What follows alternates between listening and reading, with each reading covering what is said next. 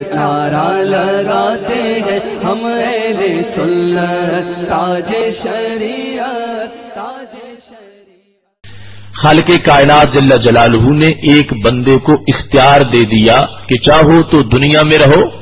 اور چاہو تو میرے پاس آ جاؤ۔ جس وقت رسول اکرم صلی اللہ علیہ وسلم نے یہ لفظ بولے، سارے صحابہ کرام علیہم رضوان اس پر خاموش بیٹھے تھے، اور حضرت سیدنا صدیق اکبر رضی اللہ تعالی عنہ کی آنکھوں میں آنسو آ گئے، اور دیگر صحابہ کہتے ہم حیران تھے کہ اس میں ایسی کون سی پریشانی کی وجہ ہے کہ جس کا اظہار حضرت صدیق اکبر رضی اللہ تعالی عنہ رو کے کر رہے ہیں۔ تو کہنے لگے ہمیں بعد میں یہ پتا چلا کہ رسول اکرم صلی اللہ علیہ وسلم نے جو فرما دیا تھا کہ اللہ نے ایک بندے کو اختیار دے دیا ہے، تو اس بندے سے مراد خود رسول اکرم صلی اللہ علیہ وسلم کی ذات مبارک تھی، اور اللہ نے اختیار دے دیا تھا چاہو تو دنیا میں رہو چاہو تو میرے پاس آ جاؤ۔ تو اس اختیار پر، خالق کائنات جل جلالہ کے دیے ہوئے اختیار پر، رسول اکرم صلی اللہ علیہ وسلم نے اپنی چاہت سے اللہ کے پاس جانے کو پسند فرما لیا۔ دیگر لوگوں کا خیال ادھر نہیں جا رہا تھا، لیکن جو مزاج شناس نبوت تھے حضرت صدیق اکبر رضی اللہ تعالیٰ عنہ، فوراً ان کی سوچ پہنچ گئی کہ یہ مسئلہ کیا ہو رہا ہے، اور رسول اکرم صلی اللہ علیہ وسلم اپنے وصال کی خبر دے رہے ہیں۔ اس حدیث شریف سے جو بخاری شریف میں واضح طور پر پتا چلا کہ دوسرے لوگوں کو، جو دوسری ذوات کو موت آتی ہے تو فرشتہ آتا ہے اور آ کے روح قبض کر لیتا ہے اور چلا جاتا ہے، نہ کوئی کسی سے پوچھتا ہے نہ کوئی مشورہ کرتا ہے۔ لیکن یہ وہ ذات ہیں کہ جن کو باقاعدہ رسول اکرم صلی اللہ علیہ وسلم نے اختیار دیا کہ تمہاری مرضی ہے، چاہو تو دنیا میں رہو اور چاہو تو میرے پاس آ جاؤ۔ تو رسول اکرم صلی اللہ علیہ وسلم نے اللہ کے دیے ہوئے اختیار پر خود اپنی مرضی کے ساتھ اس بات کا چناؤ کر لیا کہ میں نے کار نبوت مکمل کر دیا ہے، پیچھے میرے صحابہ کام چلائیں گے، اور آگے یہ سلسلہ ہمیشہ علماء کی امت کی علماء برحق آگے یہ کام کرتے رہیں گے، اور میں اپنے رب کے پاس جانے کو پسند کر رہا ہوں۔ تو یہ پسند بھی اختیار کی تھی، تو یہ جو موت کا آنا تھا اس کا بھی دیگر تمام قسم کی جو اموات ہیں ان سے باقاعدہ طور پر فرق موجود تھا۔ وہ آئی، وعدہ الہی پورا ہو گیا، روح مبارک نکلی، اور اس کے بعد کوئی ایسی جگہ نہیں تھی جو اس بدن سے زیادہ افضل ہوتی، اور روح کو چونکہ جو بھی روح نکلتی ہے اگر اچھی ہے تو اس کے اعزاز کے لیے اس سے پہلے سے اچھا مقام دیا جاتا ہے۔ تو رسول اکرم صلی اللہ علیہ وسلم کی روح مبارک سے زیادہ مقدس روح کون ہوگی، اور جس بدن میں اس نے اتنے سال گزارے ہیں اس سے مقدس کون سی جگہ ہوگی، یہاں تک کہ سب علماء کی اتفاق سے عرش عظیم سے بھی بدن نبوی کی عظمت کو تسلیم کیا گیا ہے کہ اس کو زیادہ عظمت عطا فرمائی گئی ہے، یہاں تک کہ وہ مٹی جو رسول اکرم صلی اللہ علیہ وسلم کے بدن سے مس ہوئی اس کی عظمت کو بھی اجاگر کر دیا گیا ہے۔ تو پھر خالق کائنات جل جلالہ نے وہ روح مبارک جو قبض کی تھی اور اس کو نبی علیہ الصلوۃ والسلام کے جسد اطہر میں واپس لوٹا دیا، اور اس کے بعد وہ جو وعدہ تھا وہ پورا ہوا، اور برزخ کا پردہ درمیان میں آ گیا۔ اگرچہ رسول اکرم صلی اللہ علیہ وسلم اپنی حیات مبارک میں ہے، لیکن صحابہ کے لحاظ سے پردہ موجود تھا، چونکہ ان کے لحاظ سے اب وصال کے تقاضے سارے مکمل ہو چکے تھے، لہذا ان پر لازم تھا کہ وہ قبر کی بھی تیاری کرتے اور مرحلہ تدفین اور تکفین کے اندر بھی شریک ہوتے، جس طرح کے خالق کائنات جل جلالہ نے شہداء کو واضح طور پر احیا کہا ہے، زندہ کہا ہے، وَلَا تَقُولُوا لِمَن يُقْتَلُ فِي سَبِيلِ اللَّهِ أَمْوَاتٌ بَلْ أَحْيَاءٌ، ان کو مردہ نہ کہو، وہ زندہ ہیں۔ لیکن اس کے باوجود وہاں یہ انکار نہیں کیا گیا کہ جب زندہ ہے تو پھر ہم ان کا جنازہ کیوں پڑھیں، ان کو ہم دفن کیوں کریں۔ زندہ ہونے کے باوجود یہ کام سارے کیے گئے، تو ایسے ہی یہ ڈیوٹی تھی صحابہ کرام علیہم رضوان کے لیے، اور انہوں نے اس کام کے اندر شرکت کی۔ یہ میں اس لیے وضاحت کر رہا ہوں کہ بعض لوگ مفت میں اس پر اعتراض کرتے ہیں کہ پھر صحابہ نے معاذ اللہ زندہ نبی کو دفن کر دیا، انہوں نے ایسا کیوں کیا، ایسا انہوں نے یہ کتنی بڑی بے ادبی کی۔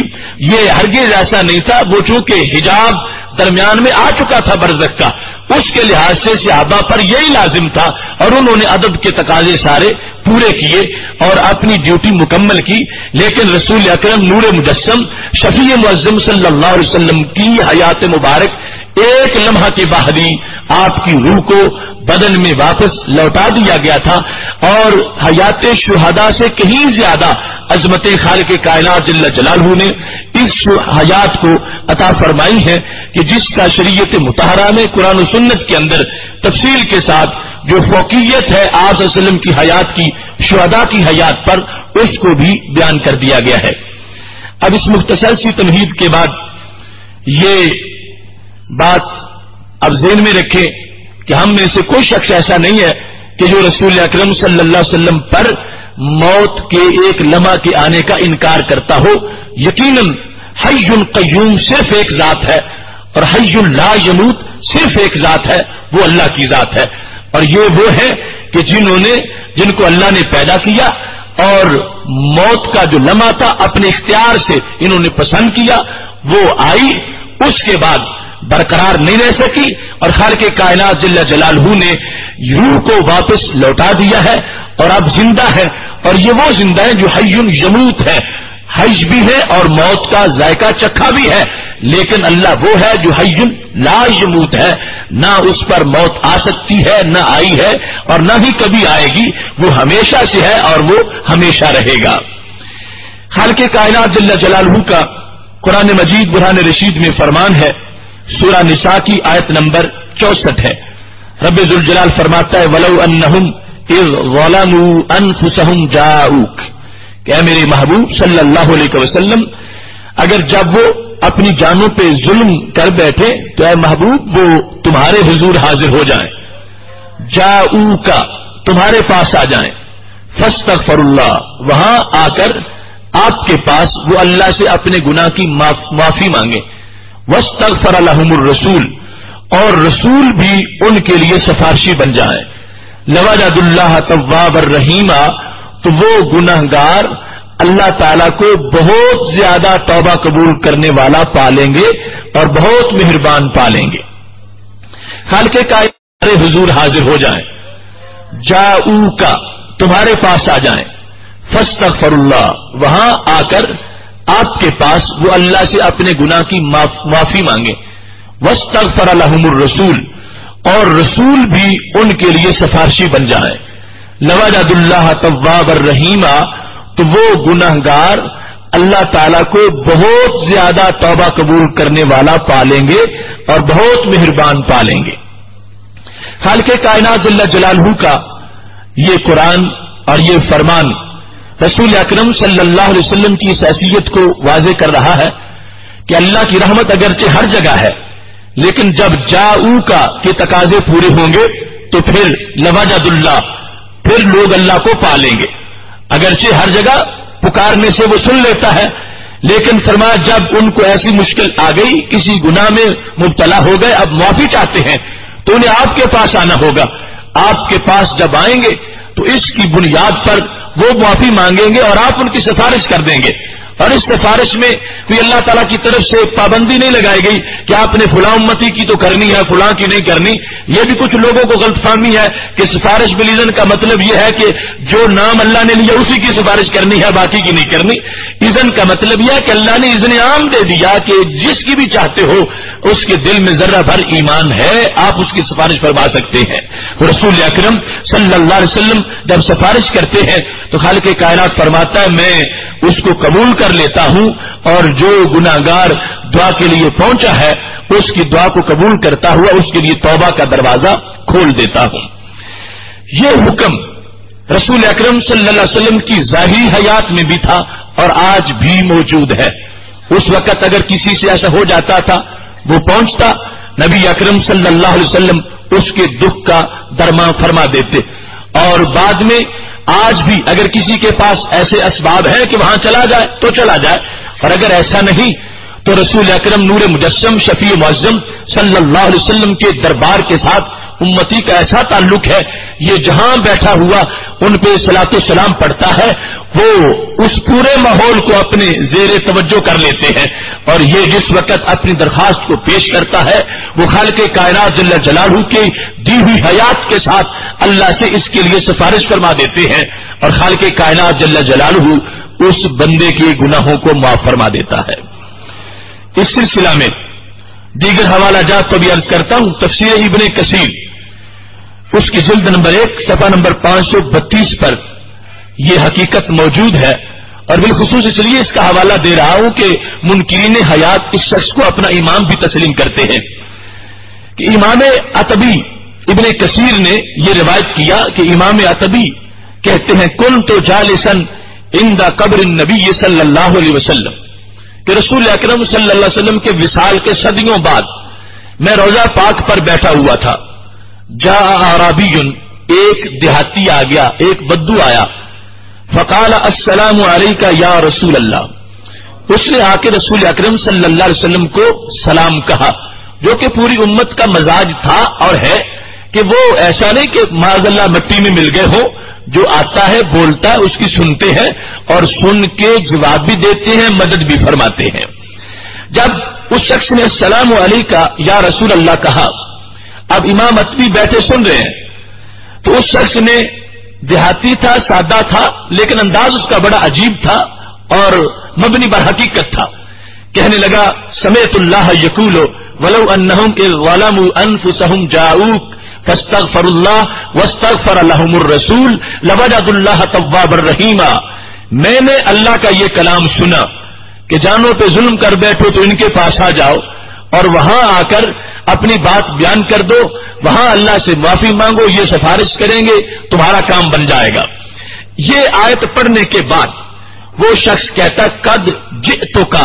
مستغفرا، یا رسول اللہ صلی اللہ علیہ وسلم میں آپ کے پاس آ گیا ہوں، اور خود نہیں آیا، آیت کا حوالہ دے رہا ہوں،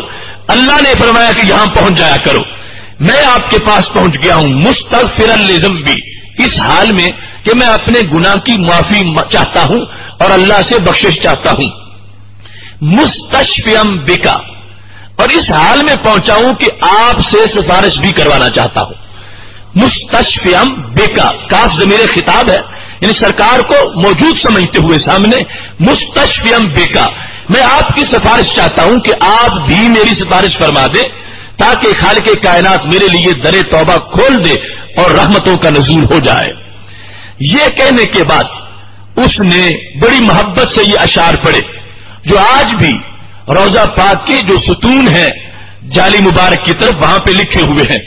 اگرچہ ظالموں نے بہت کچھ مٹا دیا لیکن یہ ابھی تک اشعار باقی ہیں جو اس وقت عتبی سن رہے تھے اور وہ دیہاتی مومن پڑھ رہا تھا۔ کہتا یا خیر من دفنت بالقاء اعظمہ فطاب من طیبہن القاء والاکم نفس الفداء لقبر انت ساکنہ فیہ العفاف وفیہ الجود والکرم، کہنے لگا یا رسول اللہ صلی اللہ علیہ وسلم جتنے لوگ بھی اس زمین میں دفن ہوئے آپ ان سب کے سردار ہیں اور سب سے بہتر ہیں۔ اس زمین کو کہتے ہیں جو پہاڑوں سے تھوڑی سی ہٹ کر ہو اور وادی کے اندر آئی ہوئی ہو اور اونچی پہاڑی نہ ہو، تو آپ اس زمین کے اندر آرام فرما ہے، آپ کا بدن مبارک فطاب من طیبہن القاء والاکم، آپ کے بدن کی خوشبو سے آپ کے اعضاء، اعظم اصل ہڈیاں ہیں، اعضاء مبارک، آپ کے اعضاء کی خوشبو سے یہ زمین بھی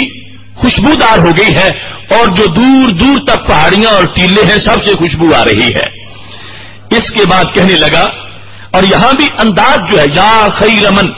یہ بھی لوگوں کو جو لفظ یا پر اعتراض ہوتا ہے کہ بعد از وصال یہ نہیں بولنا چاہیے، پہلے بھی یا رسول اللہ کہا اور پھر یا خیر من دفنت، جتنے بھی تدفین میں یہاں مرحلے میں پہنچے اس زمین پر دفن ہوئے ان سب میں سے آپ بہتر، میں آپ کو خطاب کر رہا ہوں، اور فرمانے لگے نفس الفداء لقبر انت ساکنہ، میری جان اس قبر پہ فدا ہو جائے جس میں آپ موجود ہیں، آپ کی ذات تو ذات رہی میرے محبوب صلی اللہ علیہ وسلم، نفس الفداء لقبر انت ساکنہ، کتنا ادب ہے کہ جس قبر میں آپ محو آرام ہیں، جس جگہ آپ آرام فرما رہے ہیں، میری جان بھی اس جگہ پہ فدا ہو جائے. فیہ العفاف وفیہ الجود والکرم، یہ قبر جس میں آپ تشریف فرما ہے، اس میں پاک دامنی ہے، اس میں کائنات کا جود آرام فرما ہے، اور اس کے اندر کائنات کا کرم موجزن ہے. رسول اکرم صلی اللہ علیہ وسلم کے بدن کو جود، کرم اور عفاف کے ساتھ تعبیر کر رہا ہے کہ یہ عام نہیں کہ جس طرح کوئی مردہ کسی قبر کے اندر پڑا ہو. یہ قبر تو کائنات میں سب سے بڑا مرکز برکت ہے اور مرکز عطا ہے. فیہ العفاف وفیہ الجود والکرم، زمانے بھر سے کہیں بھی اتنا نہیں ملتا جتنا یہاں سے ملتا ہے. فیہ الجود، یہاں پر جود و سخا ہے، اور یہاں پر عفاف اور تقدس ہے. والکرم، اور اس جگہ پہ خالق کائنات جل جلالہ کے کرم کے مناظر نظر آ رہے ہیں. جس قبر کے اندر اے میرے محبوب صلی اللہ علیہ وسلم آپ تشریف فرما ہے. امام عتبی کہتے ہیں وہ دیہاتی یہ شعر پڑھ کے رخصت ہو گیا. میں وہاں بیٹھا تھا. کہتے ہیں اسی دوران غلبتنی عینیا، مجھ پر نیند کا غلبہ ہو گیا، میری آنکھیں فوراً بند ہو گئیں. میں جب نیند میں پہنچتا ہوں رأیت النبی صلی اللہ علیہ وسلم، تو میں نے رسول اکرم صلی اللہ علیہ وسلم کو دیکھ لیا. وہاں بیٹھے بیٹھے ابھی وہ دیہاتی گیا ہی تھا کہ اس کی برکت کی وجہ سے میرا بھی کام بن گیا. میں نے فوراً جو مجھ پر نیند طاری ہو گئی تو میں نے دیکھا کہ رسول اکرم صلی اللہ علیہ وسلم تشریف فرما ہے، اور کہنے لگے، فرمانے لگے یا عتبی الحق العربیہ،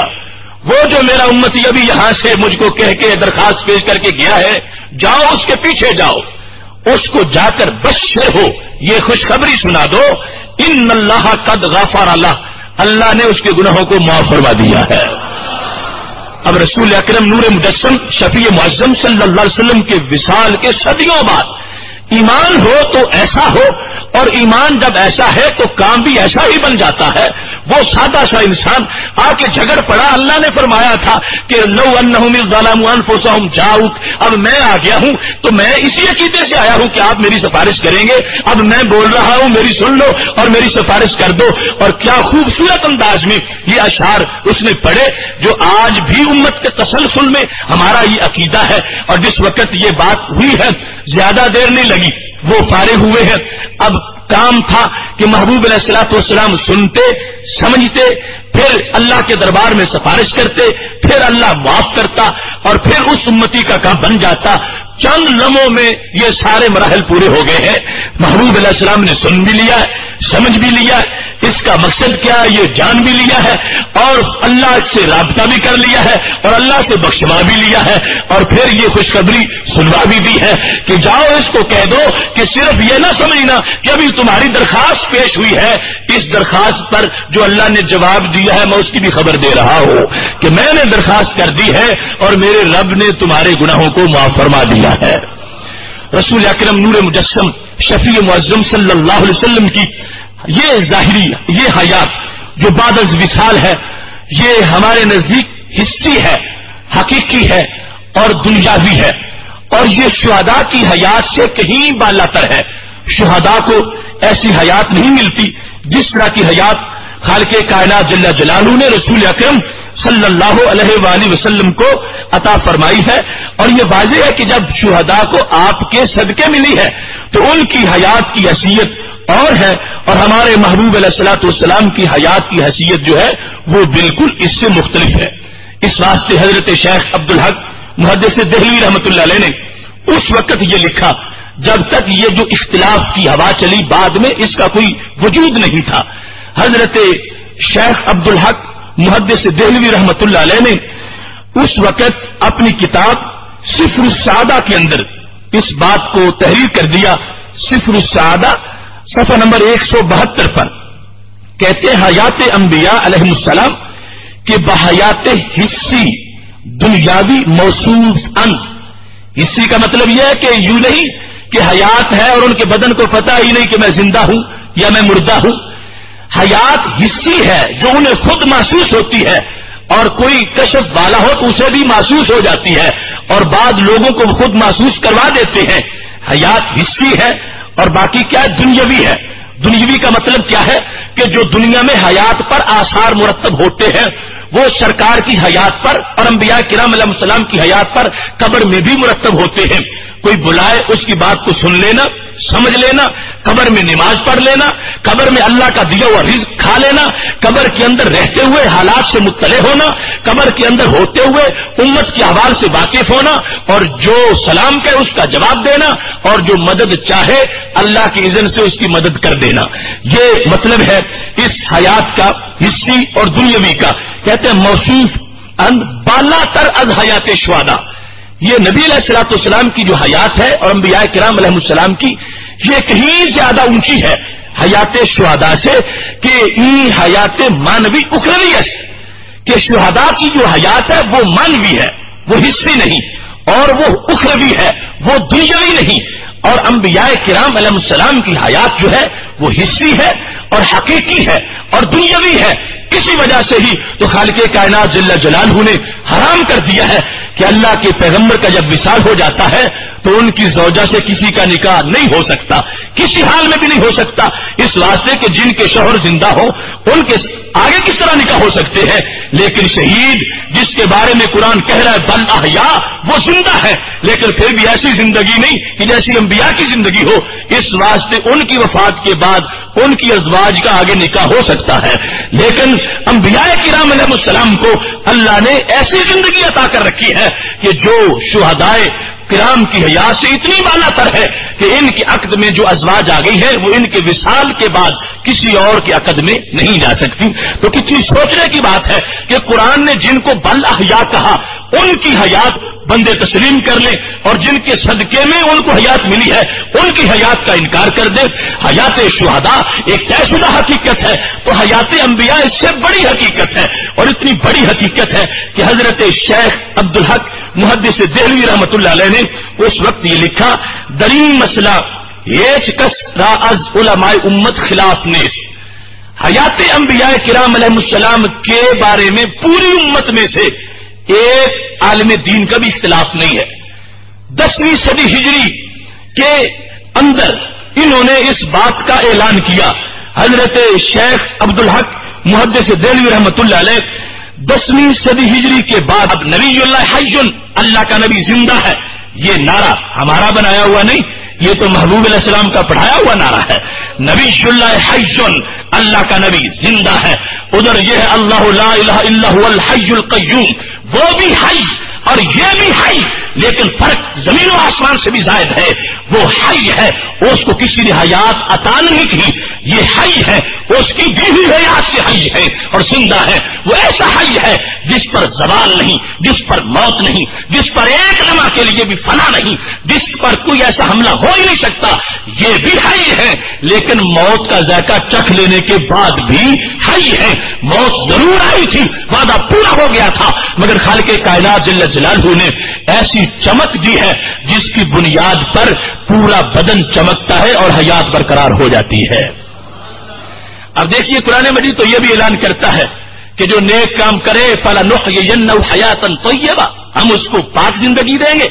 محض نیکی کی بنیاد پر، اور وہ سینہ جس میں نبوت موجود ہو وہ مٹی میں مل جائے، یہ کیسے ہو سکتا ہے؟ رسول اکرم نور مجسم شفیع معظم صلی اللہ علیہ وسلم نے واضح فرما دیا نبی اللہ حی کے الفاظ کے ساتھ کہ ہر مومن کا یہ عقیدہ ہونا چاہیے، اور اسی سے لذت ملتی ہے۔ مجھے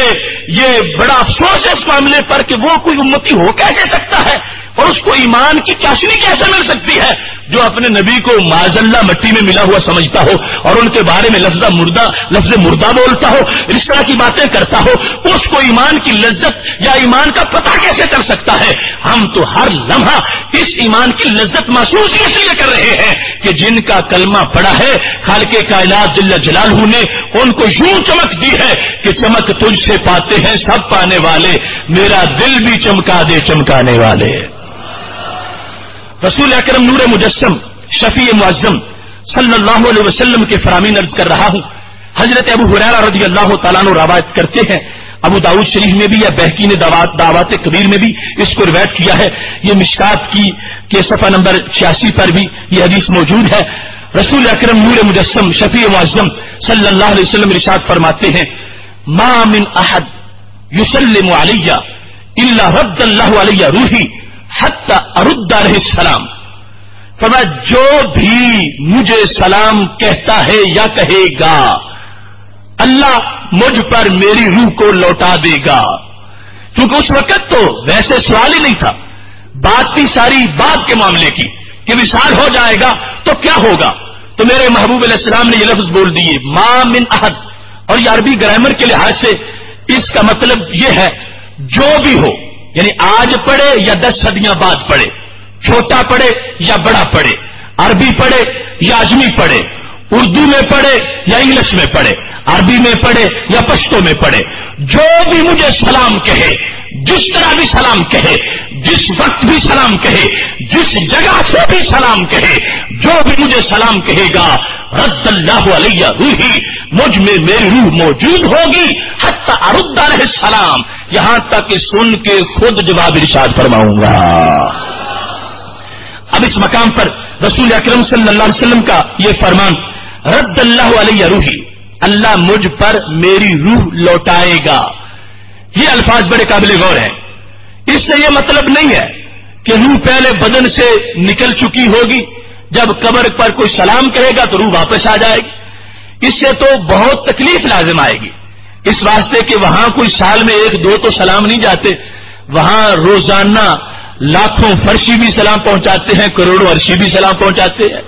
تو اگر ہر سلام کے وقت روح آئے اور پھر نکل جائے, پھر آئے اور پھر نکل جائے, یہ تو ایک تکلیف کا معاملہ بن جائے گا. اور حالانکہ سلام کا مطلب تو راحتوں کی دعا ہے, تو خالق کائنات جل جلالہ نے یہ بندوبست کر رکھا ہے. رد روح کا مطلب یہ ہے کہ پہلے اللہ کے جمال میں یوں مستغرق ہے کہ وہ توجہات اللہ کے دربار کی طرف زیادہ ہے, لیکن جو ہی امتیوں کا سلام پہنچتا ہے ادھر سے توجہ اللہ کے حکم کے مطابق ان پر بھی فرما دیتے ہیں کہ یہ تمہارے غلام ہیں, اگرچہ تمہیں دیکھ نہیں سکے اب دور سے قریب سے پڑھ رہے ہیں, ان پر توجہ کر دو. تو یہ رد روح کا مطلب ہے کہ فرمایا مجھ پر میری روح کو لوٹا دیا جائے گا کہ میں ادھر سے عالم ملکوت سے جو استغراق ہوتا ہے اس مشاہدے سے نکل کر ادھر بھی توجہ کروں گا, اور جو مجھے سلام کہے گا اس کے سلام کے لیے میں کسی اپنے سیکرٹری سے جواب نہیں دلواؤں گا. میرے غلاموں سہارا رکھو اور خوش ہو جاؤ, تم مجھے کہتے ہو سلامت رہو, میں تجھے کہتا ہوں سلامت رہو,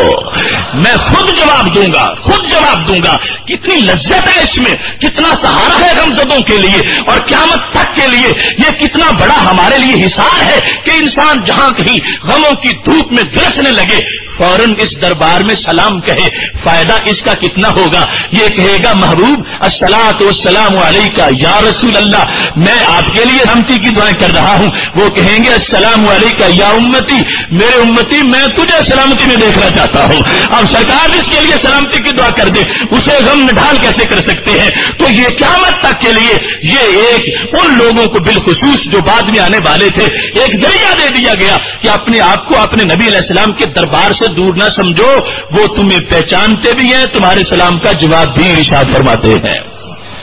اور جواب دینا یہ پہلے سننے کو مستلزم ہے, اگر سنائی نہ دے تو کوئی جواب کیسے دے,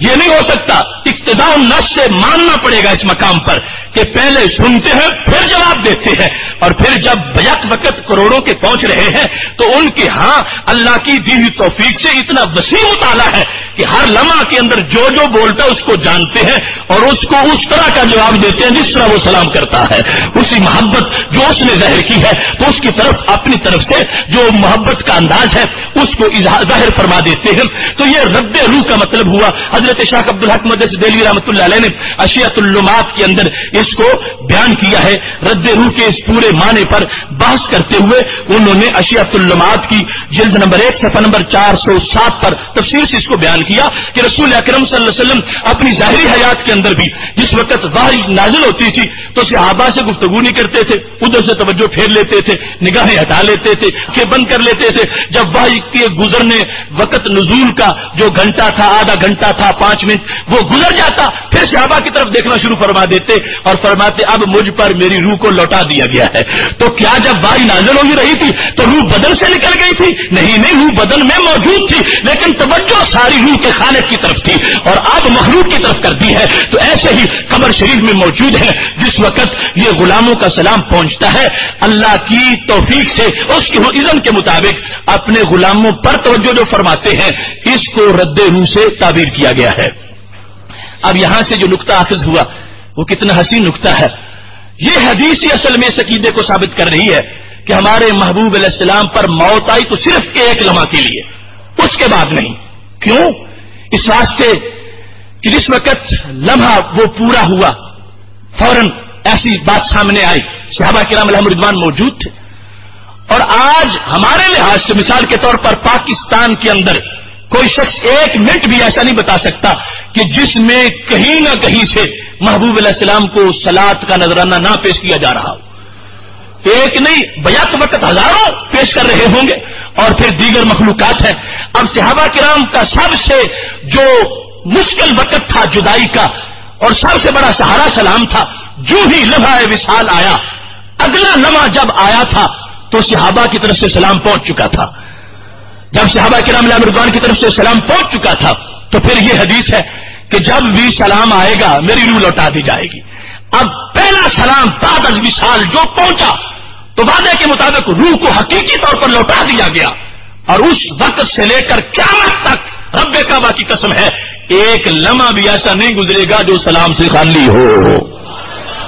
جب ہمیشہ کے لیے سلام موجود ہے تو پھر روح بدن میں موجود ہے. رسول اکرم نور مجسم شفیع معظم صلی اللہ علیہ وسلم کا بدن روح سے خالی صرف ایک لمحہ کے لیے ہے اور اس پر ہی امت کا ہمیشہ عقیدہ رہا ہے. اور اس میں بھی حضرت شیخ نے لکھا کہ یہ بجریان سنت الہی اللہ کی سنت کو پورا کرنے کے لیے تھا، جو قانون تھا اور وہ بھی اختیار کے ساتھ اور چاہت کے ساتھ.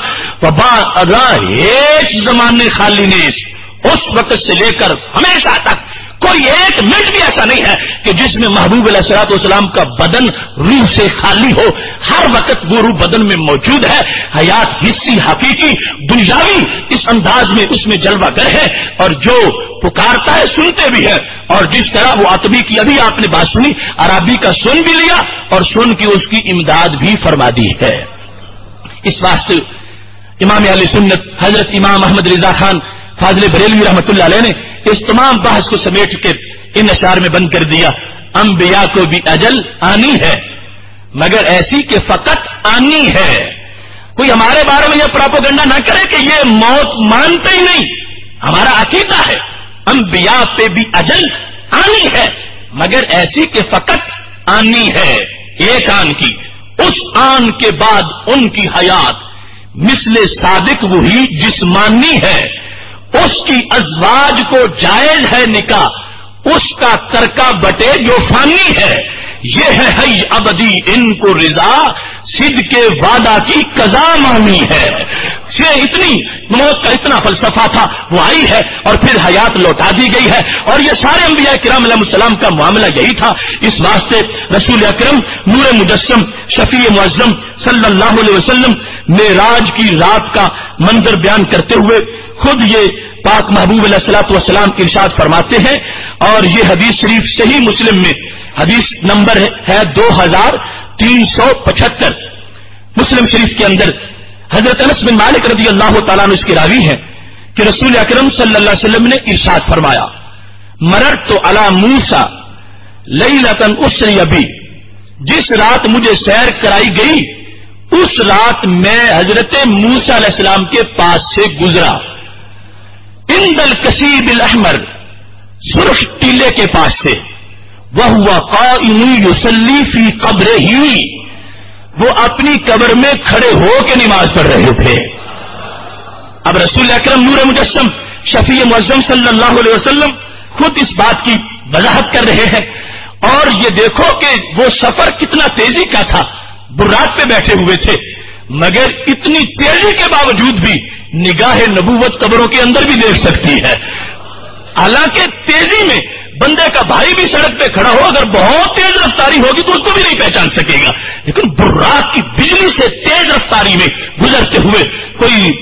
روڈ کے سائڈ پہ کھڑے ہوئے موسیٰ علیہ السلام نہیں تھے، قبر کے اندر تھے اور قبر کی مٹی کے اندر تھے، لیکن پھر بھی محبوب علیہ السلام نے دیکھ لیا اور فرما دیا، یہ اعزاز تھا اور حقیقت کو واضح کرنا تھا کہ ہے قبر کے اندر مگر حیات حصی ہے، حیات حقیقی ہے، اگرچہ برزخ کے اندر ہے مگر دنیاوی اس انداز سے ہے کہ جیسے دنیا میں نماز پڑھتے ہوئے قیام کیا جاتا ہے، قبر میں بھی قیام کر رہے ہیں، قبر میں کھڑے ہو کر نماز پڑھ رہے ہیں۔ تو یہ کوئی گھڑے ہوئی باتیں نہیں، یہ تو اللہ کے محبوب علیہ السلام سے پڑھی ہوئی باتیں ہیں کہ وہ اجساد جس جن پر خالق کائنات نے اتنا کرم کیا اور ان کو نبوت کا مرکز بنا دیا، تجلیات عطا فرما دی، وہ دنیا سے چلے جاتے ہیں، اس کے بعد بھی خالق کائنات جل جلالہ ان کو ایسی حیات دے دیتا ہے کہ جس کی بدولت کھڑے بھی ہیں اور نماز بھی پڑھ رہے ہیں، حیات سلامت ہے، ذہانت موجود ہے، عقل ہے، حافظہ ہے، سب کچھ ہے، اور پھر وہ نماز ادا کر رہے ہیں۔ تو یہ شان ہے اللہ کے پیغمبروں کی کہ خالق کائنات جل جلالہ بعد از وصال ان کو ایسی حیات عطا فرما دیتا ہے۔ یہ معاملہ تو بڑا ایک تحقیقی تاریخی معاملہ ہے اور اس پر جو دلائل ہیں وہ ایک انبار ہے، لیکن ہم تو یہ بیان کرنا چاہتے ہیں یہاں تک کہ محبوب علیہ الصلوۃ والسلام کو جن نگاہوں نے دیکھا اور جہاں جہاں بھی ایمان جلوہ گر ہو گیا، اگرچہ صحابیت پر فائز نہ ہو سکے، یہ آپ کی چمک ایسی ہے کہ جس سینے پہ پڑ گئی وہ سینہ بھی قبر میں مدینہ بن گیا۔ آپ کے بارے میں ایسا سوچنا کہ مٹی میں مل گئے، یہ تو کتنی بڑی بے وقوفی اور یہ کم ظرفی ہے کہ کلمہ بھی پڑھے اور یہ بھی کہتے رہے۔ آپ کے صحابہ کرام علیہم رضوان کا اتنا واضح عقیدہ ہے۔ یہ حدیث شریف مسلم شریف جلد نمبر 1 صفحہ نمبر 76 پر موجود ہے کہ جس وقت حضرت عمر بن عاص رضی اللہ تعالیٰ عنہ کا وصال ہوا تھا، انہوں نے اپنے بیٹوں سے دوستوں سے کہا تھا مجھے دفن کرنا تو پھر کیا کرنا، اقیم حول قبری، میری قبر کے گرد دائرہ بنا کے کھڑے ہو جانا، کیوں، حتی استأنس بکم، تاکہ تمہیں دیکھ کر قبر میں میرا دل لگ جائے، وَأَعْلَمَ مَاذَا أُرَاجُ بِهِ رُسُلَ رَبِّي، تاکہ فرشتوں کے جواب دینے میں آسانی پیدا ہو جائے، تم ذکر کرتے رہو گے میں سنتا رہوں گا، جواب دینے آسان ہو جائیں گے۔ تو حقیقت میں ان کے لیے تو کوئی مشکل کا معاملہ نہیں تھا، یہ تعلیم تھی بعد والوں کے لیے کہ محبوب علیہ الصلوۃ والسلام ہی قبر میں جا کر ان کی یہ عظمت نہیں، وہ تو بہت زیادہ عظمت ہے اور حیات شہداء سے کہیں زیادہ عظمت ہے، یہ تو آپ کے غلاموں میں درجہ بدرجہ ایسی روشنی موجود ہے کہ قبر میں جا کے بعد والوں کو دیکھ کے قبر سے دل لگا سکتے ہیں اور بعد والوں کا سن کر جو باہر کھڑے ہیں، اور یہ کوئی تمام پرست نہیں، صحابی ہیں جو حکم دے رہے ہیں کہ تم پڑھتے رہنا میں سنتا رہوں گا۔ تو یہ وہ انداز ہے جو اس شریعت مطہرہ نے نبی علیہ الصلوۃ والسلام کی چمک کو بھی عطا فرما دیا ہے۔